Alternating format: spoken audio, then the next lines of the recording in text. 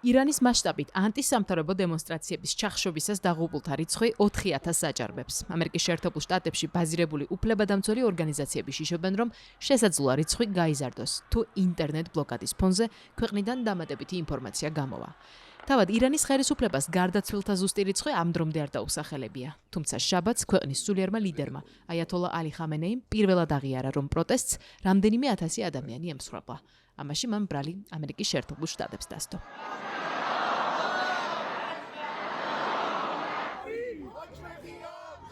სხვადასხვა სააგენტოს ინფორმაციით ამჟამად ქვეყანაში 26,000 ადამიანია დაკავებული. ირანის ოფიციალური პირების მიერ გაკეთებულმა ბოლო განცხადებებმა კი გააჩინა შიში, რომ მათ ნაწილს შესაძლოა სიკვდილით დასჯა შეეხოს.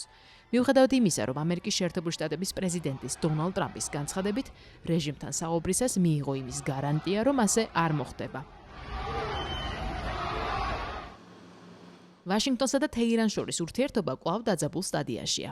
ეს მას შემდეგ, რაც მშვიდობიანი პროტესტის დაშლისას ირანის ხელისუფლების ძალადობრივი მეთოდები თეთრმა სახლმა წითელ ხაზად მიიჩნია და ირანს სამხედრო თუ პოლიტიკური პასუხით დაემუქრა. რადევს ამ მხრივ ოვალურ კაბინეტში მაგიდაზე. ეს შეკითხვა დონალდ ტრამპმა გუშინ 20 იანვარსაც მიიღო თეთრ სახლში გამართულ ბრიფინგზე. And can you assure us that the killing in Iran has stopped? With Iran, they were going to hang 837 people. ირანში 837 ადამიანის სიკვდილით დასჯას გეგმავდნენ. ჩვენ მათ გავაგებინეთ, რომ თუ ასე მოხდებოდა, მათ ცხოვრებაში ძალიან ცუდი დღე დადგებოდა. გადაწყვიტეს, რომ ეს აღარ გაეკეთებინათ და ადამიანები აღარ ჩამოახრჩვეს. სამარაუდოდ მათ ეს ვარიანტი მაგიდიდან აიღეს. არის თუ არა სამხედრო პასუხი ჩვენს მაგიდაზე? მე ვერ გეტყვით თუ რა მოხდება მომავალში, თუმცა ჩვენ დავაკვირდებით რა მოხდება ირანში. And they didn't hang anybody. So we're just going to have to see what happens with Iran. სამშაბათს თეირანმა დონალდ ტრამპს შეუთვალა არ გადადგას რაიმე ნაბიჯი მოქმედი სულიერი ლიდერის აიათოლა ალი ხამენეის წინააღმდეგ. ამას წინ უძღოდა პოლიტიკოსთან ამერიკის შეერთებული შტატების პრეზიდენტის ინტერვიუ, სადაც მან აღნიშნა, რომ 40 წლიანი მმართველობის შემდეგ ხამენეის დასასრულისა და ახალი ხელისუფლების არჩევის დრო დადგა. მან ირანის სულიერ ლიდერს ავადმყოფი კაცი უწოდა, რომელმაც ქვეყანა სათანადოდ უნდა მართოს და ადამიანების მკვლელობა შეწყვიტოს.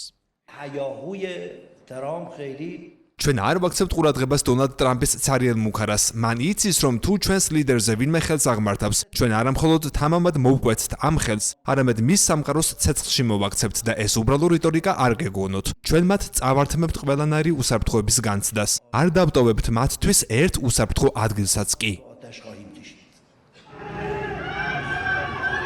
ირანში საპროტესტო აქციები ეროვნული ვალუტის რღვევას მოჰყვა და მოსახლეობის პოლიტიკურ მოთხოვნებში ითარგმნა.